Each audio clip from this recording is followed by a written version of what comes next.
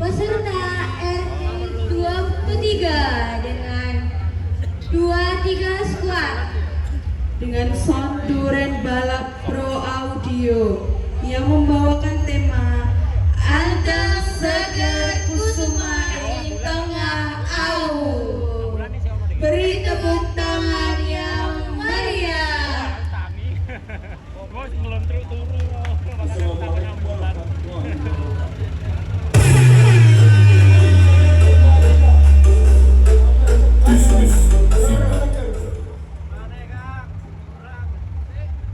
Bapak Ibu yang berbahagia, inilah persembahan dari RT 23. Beri aplaus yang meriah buat RT 23.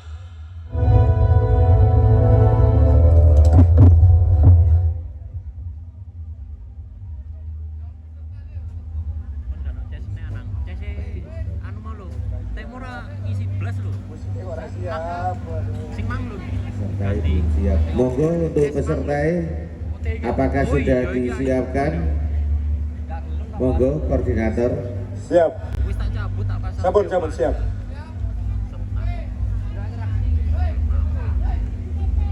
Nanti di depan.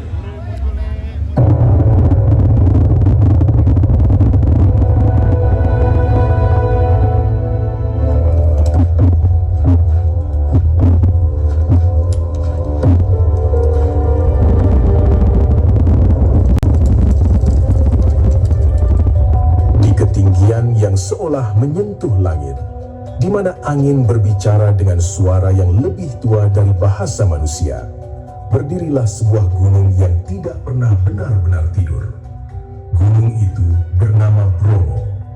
Di sekelilingnya terbentang lautan pasir yang tak bertepi, beku dalam kesunyian yang ganjil, seperti bekas napas raksasa purba yang pernah menghembuskan kehidupan sekaligus kemusnahan.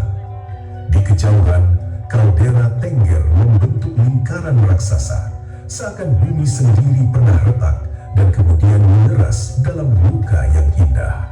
Namun, bagi masyarakat suku Tengger, gunung ini bukan sekadar batu dan api.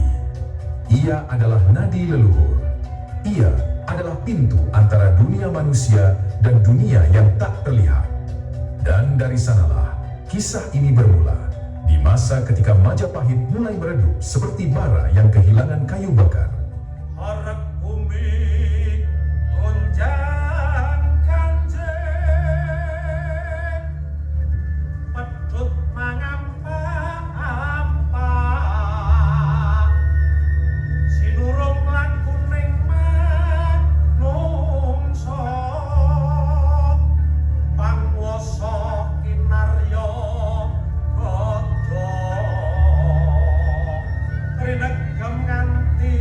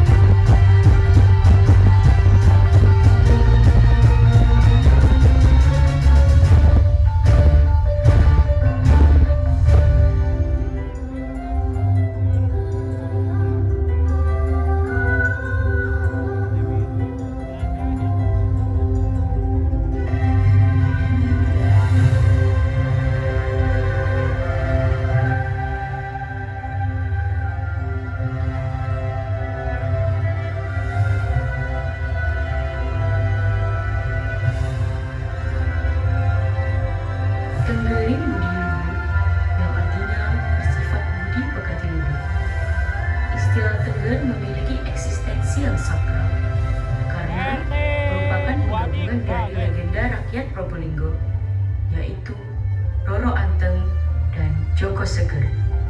Dua insan yang dipersatukan dari status sosial yang berbeda. Roro Anteng merupakan putri Prabu Brawijaya dari kerajaan Majapahit. Dan Joko Seger adalah putra seorang Brahmana, Begawan, Penanjakan. Kisah ini sangat melegenda karena mendekati masa keruntuhan kerajaan Majapahit.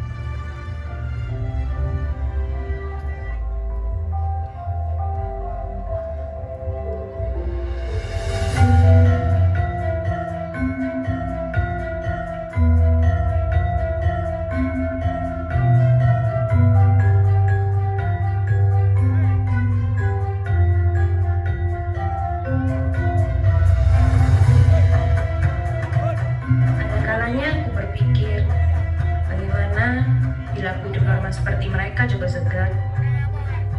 Mereka bisa tertawa lepas dan menangis seperti yang mereka mau. Kenapa kamu tidak melakukan yang sama, Roro Anteng? Kamu bisa tertawa lepas seperti hari ini dan sesekali menangis jika dibutuhkan. Namun yang terpenting adalah aku mencintaimu, bukan karena siapa kamu, tapi karena menjadi apa diriku taat bersamamu.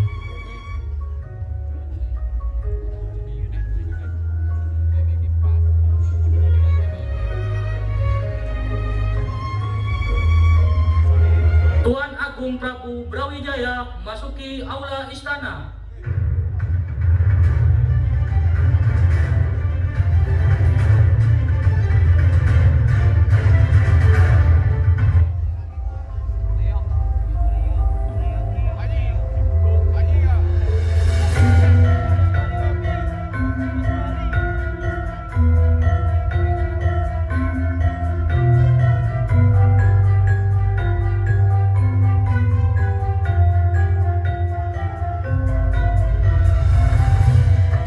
Kecantikan dan keluhuran budi Roro Anteng terkenal luas.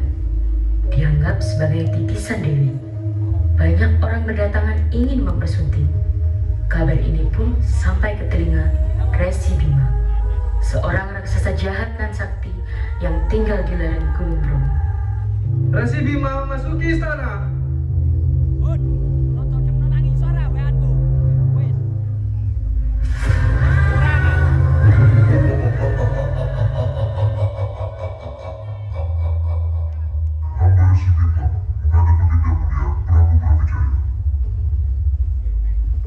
Saya sudah pernah mendengar namamu, Resi Bima.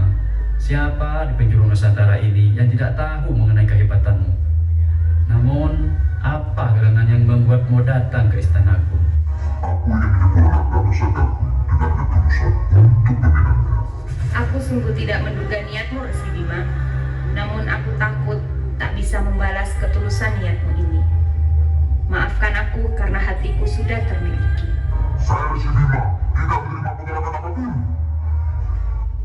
Baik, jika itu mau kalian, aku akan segera menghancurkan desa dan membunuh semua rakyat kalian. Jangan, Resi Bima, saya mohon. Apakah kamu sekarang mulai mempertimbangkan niatan, Roro Anteng?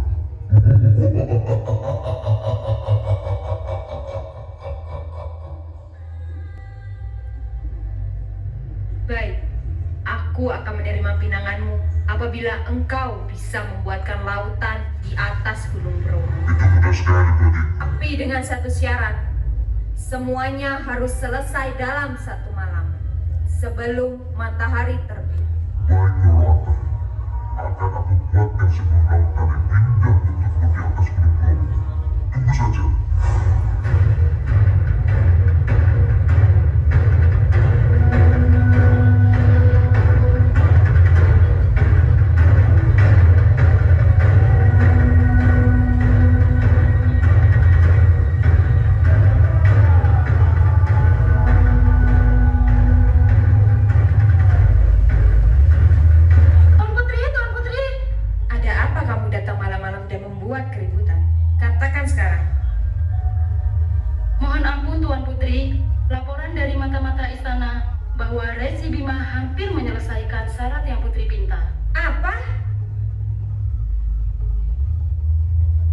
Kita harus bagaimana, Tuan Putri?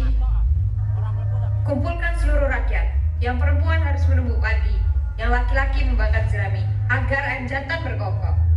Mungkin saja dengan cara ini Resi Bima gagal memenuhi syaratku. Baik Tuan Putri, segera saya laksanakan sekarang juga.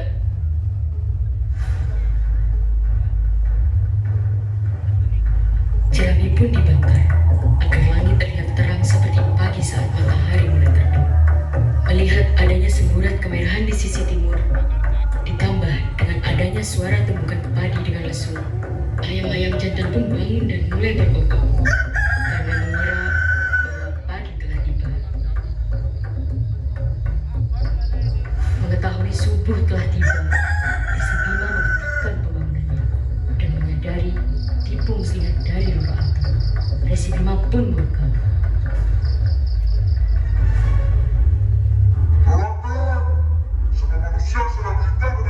Kamu sudah gagal memenuhi persyaratanku, Resi Bima. Saya tidak pernah gagal dengan bapakku. Kamu sudah membuat curang. Sekali lagi kukatakan, kamu sudah gagal memenuhi persyaratanku. Segera tinggalkan desa ini. Karena kamu sudah berbuat curang, Roro Anteng, maka aku akan kutuk kamu dengan penyakit sehingga membuat kamu tidur selamanya. Dengan kemarahannya yang begitu memuncak, Resi Bima menendang tempurung kelapa yang ia gunakan untuk mengerukkannya. Tanpa disangka, tempurung itu membesar dan menjelma menjadi sebuah gunung yang kini dikenal dengan Gunung Batok. Sedangkan lautan yang belum selesai dan tak berakhir itu disebut Segoro Wedi.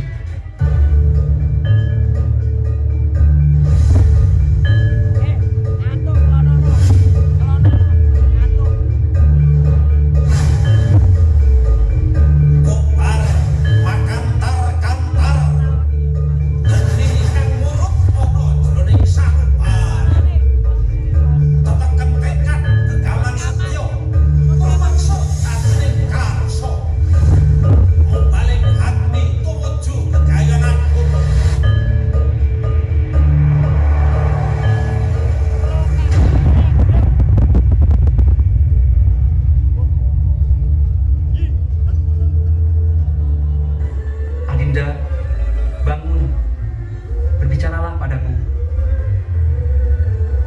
Kalau begitu, aku yang berbicara padamu. Aku sangat benci wajahmu tanpa ekspresi seperti sekarang ini. Itu membuatku merasa sangat jauh darimu. Jadi, kamu harus segera bangun. Bukalah matamu dan lihat aku. Kamu boleh marah terhadapku, karena itu lebih baik dari ini. Tidak lama kemudian, mata Roro Anteng perlahan-lahan terbuka. Tampak samar penglihatannya melihat orang-orang di sekelilingnya. Walau tampak samar, ada sosok yang begitu ia sangat familiar. Ya, hatinya terasa tersiram air dingin atas kelegaan beban yang ia tanggung. Rasanya, hatinya terasa ringan kala melihat Joko Seger di sampingnya. Aku menyayangimu, Roro Anteng. Itu sebabnya aku takkan pernah selesai mendoakan keselamatanmu. Mulai saat ini, setiap detik adalah kebahagiaan yang tak terhingga untuk hamba.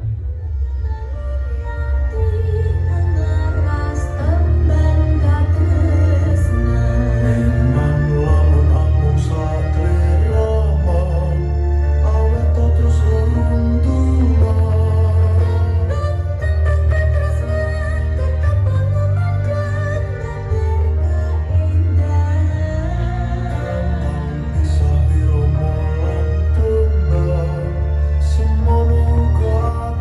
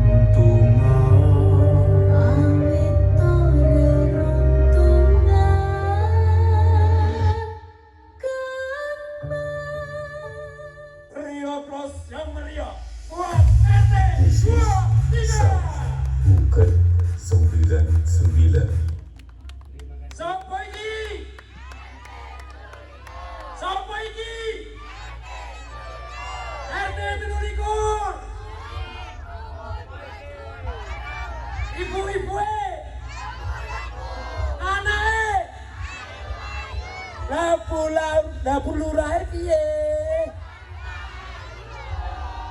Semangat RT 2, 3. Mantap, tepuk tangan. Terima kasih atas tampilan dari keluarga besar RT 23. Monggo Ibu Kepala Desa. Monggo kalau